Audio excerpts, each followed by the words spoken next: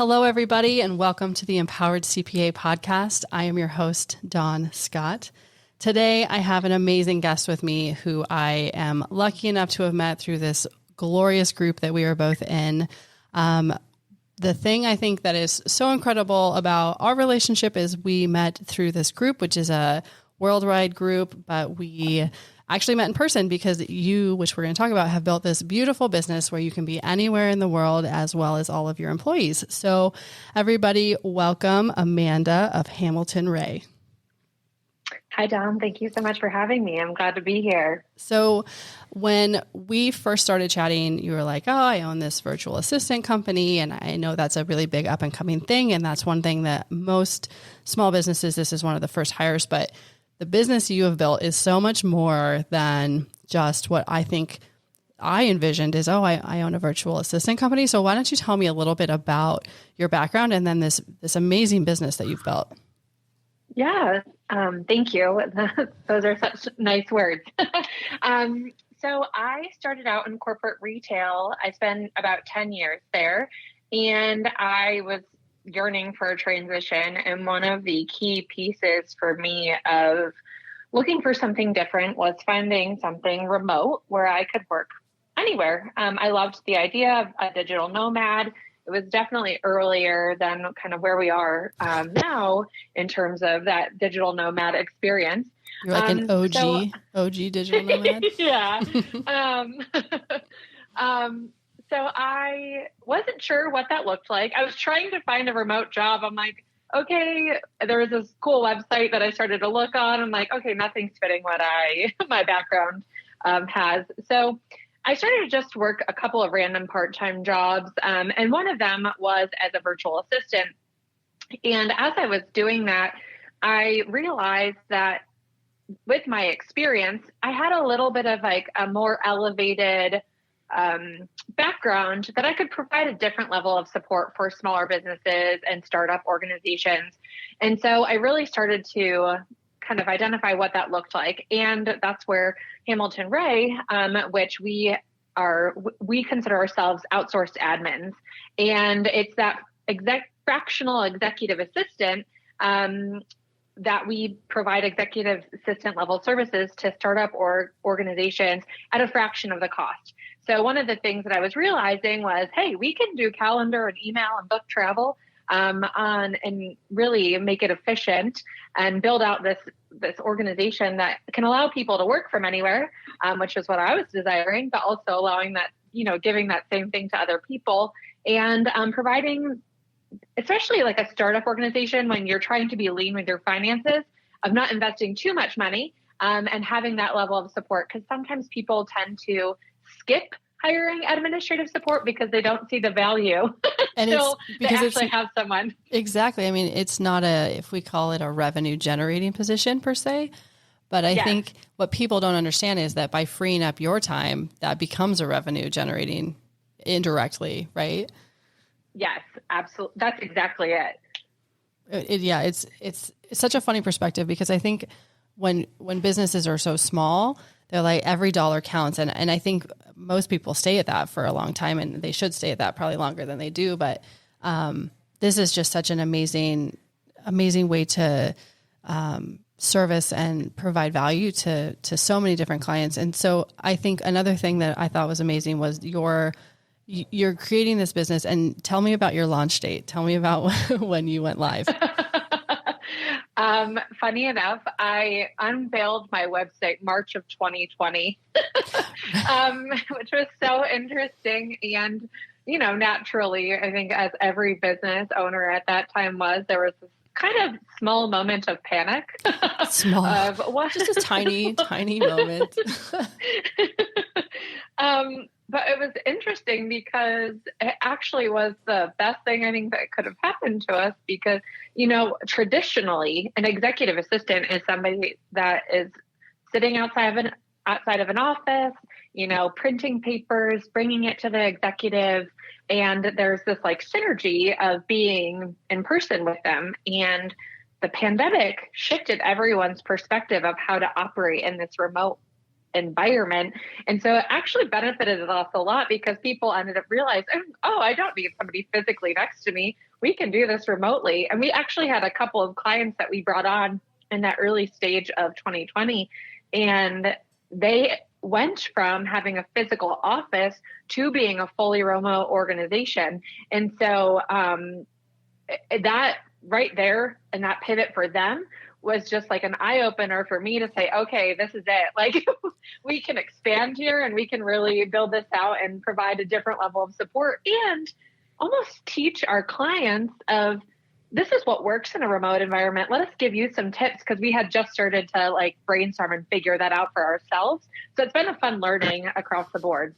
Well, and you became an authority in it, because even if people were historically, not wanting to be all digital or all remote, there was no choice, right? I mean, yeah, exactly. Even if you'd been dragging your feet and you said, I'm not doing it, that's not how my business works, you were tossed around and it didn't matter what you wanted anymore. You had to make this work. So what an amazing opportunity to just say, well, I know you don't really want to do that, but these are the processes that we've put in place, and this is how it works, and this is how I'm going to ease your mind, perhaps, if you're, not wanting to do this. So I think maybe talk a little bit about your onboarding process, because I'm a big lover of checklists and processes. So tell me about how do you onboard a client that you've never seen in person? How do you figure out how that all works? Yeah, that's a great question. And we've really spent a lot of time on the onboarding process, and my operations manager, Tia, has been an incredible part of this entire process. I just have to give her a shout out and kudos. She's amazing. So what we did is we ended up realizing how we were onboarding previously. We were not able to integrate as quickly as we wanted to. So what we ended up shifting towards was, all right, we're going to just dedicate a week. We call it our admin enablement week. And we sit down, we ask the new client for 3 hours of their time. Oh. And how those hours are dedicated are, we sit down 1 hour and we have our onboarding manager, our client success specialist, the dedicated admin that is assigned to that client and account. And then I join the call as well. So in that kickoff call, we just do some light introductions, getting to know one another. We talk through maybe some just like initial questions. Hey, I see that you're in this time zone. I'm in this time zone. What working hours do you work? And it's really, that kind of question and those kinds of details are really creating boundaries around between both the client and the admin. So everyone knows when they're going to be online. How do we get a hold of you if there's something urgent, that type of detail. So that's what we do in the first call. The second call, we really are focused on getting access to everything. So we sit down in real time and get access to accounts, calendar, and sometimes like getting access to somebody's calendar or inbox can take a long time. I don't know how to do that. So I'd be the worst in that situation. It's tough. Well, and, Outlook and Gmail, everything's different. Absolutely. Everybody's security and software is different, and every organization. So just the level of that detail, sitting down and getting that done real time is extremely beneficial. And then in the third call, we start to talk through standard operating procedures. So we talk through, hey, how do you like your calendar managed? Do you want to start your day at a certain time? Do you want to end your day at a certain time? And we really talk through the ins and outs, and we document all of that. And that way, when we actually start the following Monday working with the client, we have a lot of answers already under our belt. So we hit the ground running versus having weeks or even months of lag time of getting to know somebody and knowing their preferences. We get it done in a week, and we're able to really kick it off and get moving. That's incredible. And even little things like travel, when you book people's travel, everybody has their own quirks, right? And, yes. And those things make people stew. I mean, people stew over the funniest things. And really, I think I just want to applaud how acknowledging all of those things up front takes care of so many issues on the backside. I'm thoroughly impressed by your onboarding process. Thank you. Yeah. And travel is it's almost like an intimate thing too. I think sometimes people are like, ooh, is it okay that I only want to sit in the window or only want to sit in the aisle or I only want this? And I think sometimes people get embarrassed by their preferences. And we're like, it's okay. Everyone's different. Everyone's unique. Let us document that. And, we keep it between ourselves. And not everybody's like that, but sometimes people are just funny about, everyone has very particularity. I'm particular. I'm very particular. But I mean, even every company policy, I know I've worked at places where you can only fly business class, or even just from a contingency perspective, I've worked at places where executives aren't allowed to take the same flights. So yes, those are important things to identify, because if you don't know and you book, the whole the whole executive staff on the same plane, that is, that's not a good thing either. Yeah, absolutely. So then, I know that's definitely something you have to keep in mind. Yeah. Lots of details. Well, and some people are really good flyers and some people are very nervous flyers, and that personality translates into all their other things, right? I have a very messy calendar and a messy inbox, and I hope you never see it. But that's how I tick and that's how I work, and I keep my list somewhere else. But just knowing and identifying how every different business works is great. But then I also think sharing that some people do have clean calendars and clean inboxes would make someone like me go, I wonder how that works, and so gradually identifying that maybe there's a better process in an organized fashion. That's something that you provide as well. You don't know what you don't know. Yes, that's exactly it. And we've really been trying to do a good job of, assessing with our entire team, hey, how do you do this? Or how do you do this? We recently just found a really great tool that one of the admins had developed on how to keep track of somebody's inbox. And now we created our own template and we're using that for all clients going forward. So and we try and make sure that we're connecting with all of the admins on the team on a consistent basis to learn from everyone. Hey, how do you do this? How do you do this? Let's see if we can share best practices, and then documenting those so that when we have a new client come on board, we can say, hey, we do it this way or this way. Do you want to try one of those? If not, we can continue to evolve it. Or even existing clients, when we have check-in meetings with them, we'll talk through, hey, where are additional places that we can support you on? And, they'll throw out ideas and we'll say, oh, we actually do that for this client. Let us talk to you about how we do it for them. And that really helps to then, that way they don't have to come up with the solution. We're coming up with it. Right. And they may not know that's a problem, especially if you've never had an admin before.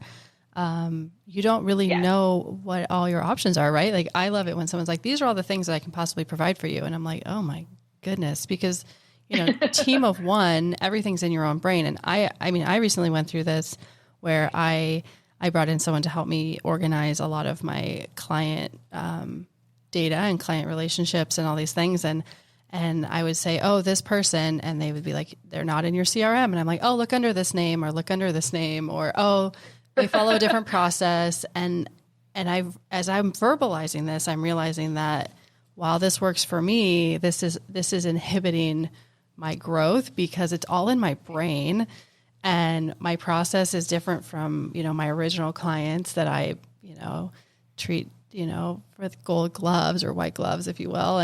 And really getting everything on the same process just makes it better for everyone, and it allows you to grow. Yes. I think sometimes people don't realize, like, having consistent or the right processes in place can really help to streamline everything overall. And it really does. It eliminates almost this cloud over your head as well, which that then releases it's very heavy, and it releases your brain to just have more time to focus on really where you should be focusing and not feeling bogged down by all the operational administrative tasks because let's be honest, like, there's a lot of administrative and operational work to run any business. Right. And I think one thing that, somebody who's listening who may be like, oh, I'm afraid that if somebody else is reaching out to my clients or someone else is doing this for me, it won't be that high touch point that I like to deliver. And that was absolutely 100% my kind of roadblock to bringing someone in. I was like, people are used to hearing from me. People are used to this process. What if I start growing and bringing in all these, other people? Are people going to get upset and leave? And what if I change the process? And really my concern was that people didn't want that change, but I will say that the change has been very well received and almost like, oh, Dawn, this is so great. And it's been so much better for me just from an efficiency standpoint. And I think that's one thing that is just so important with what you do is it's a little cumbersome potentially in the beginning, but you've put these processes in place. And then what it frees you up to do is just unbelievably untapped time and just mental load and all of that. Yeah. And I think with client touch, initially you think that the client's going to feel uncomfortable, but then it almost gives you more time to give them more time. Exactly. It's and crazy. So, yeah, it is crazy, but you don't really think about that initially. You think of, oh gosh, I need to do it all. That's even for myself as an example. I don't have an admin. I'm pretty you don't have your own? in my work. What? I know. Eventually I will, but I'm very efficient naturally as an admin. But I did, I had to determine I have to bring in an operations manager, and I brought in a client success specialist. And as soon as I brought those two people in, I had a very similar thought process of, oh gosh, like I've built these incredible relationships with all these clients. What are they going to think, talking to these individuals versus me? And it's been very well received. They get a higher level of touch. They get more check-ins because they have the capacity versus me scrambling, trying to make sure that I'm doing everything and it's almost like that surface level. It's just not healthy. And so it's making sure that you're giving the right amount of like time and support to everybody. And delegating is the best way to do that. And so it's true. I found that so valuable. And what I was saying, like it's releasing that mental, block of, oh my gosh, you're just so overwhelmed. And then it really like allows you time to just be mentally freer, and it gives me more time to focus on my team and just be a better leader. And I think that that's something that people don't always think about. Right. So when you mentioned your team, I think this was when we met in person, this was the part of our conversation that blew me away the most. Tell everyone how many people are on your team. It's no joke. This like blew me away. We have we're at about 26, 27. We're currently still hiring. So we'll probably be about 30 or more in the next couple of weeks. So yeah, it's incredible. And the team is they're scattered everywhere. They're located all over the country, which is really cool. And it's been a lot of fun because I've been slowly, now that things are starting to kind of go back to normal, I'm starting to meet with people in person. And it's really cool to meet with the team members that I've worked with for a couple of years now that I've never actually physically met, which is so different. I honestly could have fallen out of that chair when you told me that. So a question I would have for you is that is not a small team, and that is not your company's not a company I would consider a small company. So do you have a similar process when you bring on a team member as you do when you bring on a new client? We do. We take a very thoughtful approach with a new team member. We have a couple of things. So we have an onboarding course that they go through. So they watch tutorial videos. They see a couple of videos that I kind of share my journey and my story and my expectations, but also just some tips and tricks of how to create boundaries with your time and, just different things along the way. But so they go through that course. They then do a follow-up call with our operations manager, and then they do a call with me. And it's really just getting them connected. But then we also, as an ongoing basis, we assign each team member a buddy on the team. And so what that buddy is doing is we always say, if you want to talk about professional things at work and looking for support, on a project or whatever it might be, great. But if you just want to spend 30 minutes talking with someone on the team about personal things, that's fine too. So, and we switch buddies every 6 months. And so that way it's allowing, as a remote organization, it's hard to keep people connected. So we flip buddies in and out. So that way everyone's getting a chance to meet different individuals. And then we do just different fun activities We do like an ask me anything in Slack and that sort of stuff. So, and then we're actually in process of, we just kicked it off. We're still building it out, but we started a learning library for our team. And so it's really about, as we're coming up with like new processes or new tips and tricks or new resources, documenting those and putting them in a course format so people have quick access to it. So anything that we're able to like optimize or create a process around, they have access to what that looks like. It's just, yeah, I remember you saying that is that also available for people outside of your organization? So the learning library is an internal kind of what I would call a course, if you will. But we actually, so I started a second business called the Admin Community, and that community, my team has access to the community, but I build content for administrative professionals. So I do like an admin tip Tuesday, and we take those same tips and we log them in our learning library for easy access for our team. So yeah, that's the external part of, I would say, support for the administrative side of the world, which our team also has access to. It's incredible. I mean, you're really living an entire digital business where everything you provide for clients is digital. And then is there ever an instance where you physically are in the same business or space as a client, or is it 100% virtual? We do on-site work on occasion. Sometimes clients will hire us to be on-site. So we actually have a couple of clients now that have been hiring us to do, to come when they're doing a team off-site and just being there to take notes or to make sure that we're going and getting the, team building activity set up. So that way the leadership doesn't have to be focused on that. They can truly focus on being with their team and, building those relationships. So we'll do things like that, or we have done some off-site work for events. So we'll be hired to just be on site to help with, making sure that things are arriving on time, getting dinner set up, that sort of stuff. So we offer that as an additional kind of like fee, if you will. But a lot of times our clients want their admin there, so that way they know them, they know the business, and it happens seamlessly. And so we do offer that as an additional kind of service solution, if you will, for our clients. Do you find in your experience, a lot of times people are building their business, they do everything on their own, right?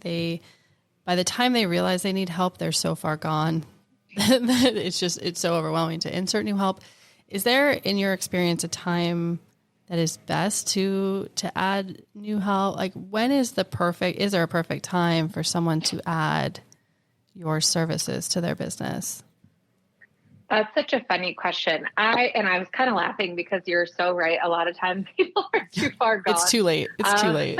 It's too hard. And we spend a lot of time helping them kind of get into a better place. And that's really how we can come and be that solution.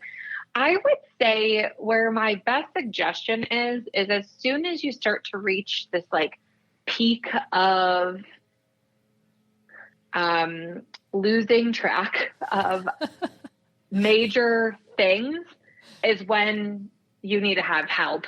And I think, when leadership loses focus on the bigger picture or the one things that need to happen throughout the day and the week is really when they need to step back and say like, okay, I need help, and I need help so that I can make sure that these like bigger picture items are getting done and happening. And so I think it's almost that like feeling of you're to your head and workload, and you're not getting everything done on a weekly basis that you really need to be getting done in order to move the business forward. Right. So I actually have a real life example of that. I historically have done everything on my own because I have control issues, and that's a whole different episode. But I was finding that I was spending my weekends doing all my engagement letters and all my invoicing and all my everything.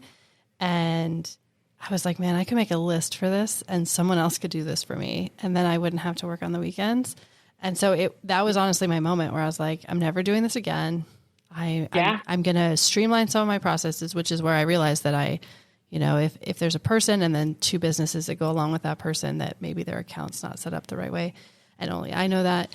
But that was kind of my aha moment where I was like, I'm not being efficient, and it's probably costing me money, and it's probably costing me more money than it would cost to bring in someone to help me.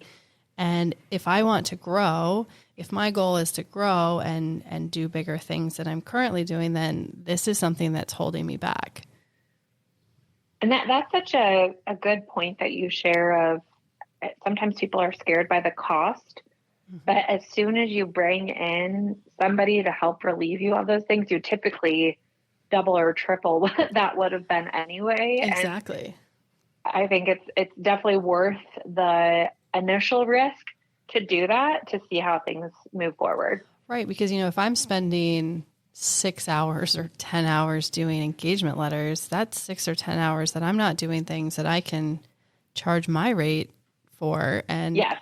And if you think about it that way, it is, it's always hard to part with your money that you work so hard for. But if you come at it with, I'm spending this money to make this much money over here, then math shows you that this is a really good investment, but when you are new and you are starting, or you're still in that, is there enough money in my account to cover this? That is a scary proposition. But I would imagine that when someone like you comes in with such a process and a procedure and experience, that takes a lot of that stress away from the first day. Yes. Yeah, absolutely. I think we had a recent client, he onboarded with us in February, and I think it was like day 2 of his week of starting with his admin. And he was texting me like, oh my gosh, I now understand why people have been pushing me to do this for over a year. He's like, I just feel so silly that I didn't listen to you back when we talked earlier. And it's funny. And he was just like, gosh, this is incredible. I'm like, I know. I know. I always get so excited when I hear feedback like that, because it just really makes you, there's something so special about giving people time back. It's, for friends and family, and even to their business, whatever that looks like. And that's our ultimate goal. And really, how do we gift you time? Yeah. And, I think the other thing that we haven't even addressed yet is a lot of things right now are so crazy with employment and, turnover, no matter what industry you're in. That is a hot topic right now. And one of the things that working with an organization like yours is you have a large depth of people. So say you were to have some turnover, you have the systems in place where it's a nearly seamless transition to insert somebody new. Whereas if you have somebody in person or somebody who's maybe a smaller organization, that turnover could be quite distracting or challenging or any of those kind of things. Yes. And, one thing that's nice about a service like ours is if there is turnover for any reason, or it's not even, turnover per se, but if there's a client that they start with one admin, they're like, this admin is great, but I think that maybe there's a better opportunity for somebody else. We can always swap somebody else in. And one of the big things that we do in the onboarding phase is documenting everything, so it's an easy transition. Right. And so we just can come in and get things handled and move forward with that transition without a lot of work or headache on their side. Right. The whole reason they have you is to be helpful, so you can continue that level of service with minor interruptions. Yes, exactly. That's one thing I love too. I mean, I'm honestly so fascinated by what you do. I'm so glad that we met up while you were here. So you spend a while every year somewhere else, right? Yes, I started that last year. I went to Charleston last year, and then just recently got home from Delray Beach in Florida, where we met, which was awesome. I'll definitely be back to Florida. I loved everything about being a snowbird. It's a thing. Snowbirds are real. Yeah, it was just perfect, and it really helped me to come back to the cold, not feeling so sad. It's funny, cold. So I grew up in the mountains where it actually does get cold as well, and I've been gone for so long that I get cold now when the air conditioning is on too high, and I'm not even ashamed of it anymore. I'm embracing it, and it's me, and it's just so funny because living down here, I mean, we never wear sweaters unless we wear them ironically, or the AC is too high. And so it's always so funny when people are like, oh my gosh, I'm escaping winter. I'm like, what's winter and where is that? I just don't know anymore. I've been here so long. That's awesome. What is winter? What is winter? And we have swimsuits in the store year round. And so when people are like, oh, I'm going on a vacation and I need to find a swimsuit, I'm like, well, go to Target. They have swimsuits. It's like, oh, right. It's weird here, but it's magical here.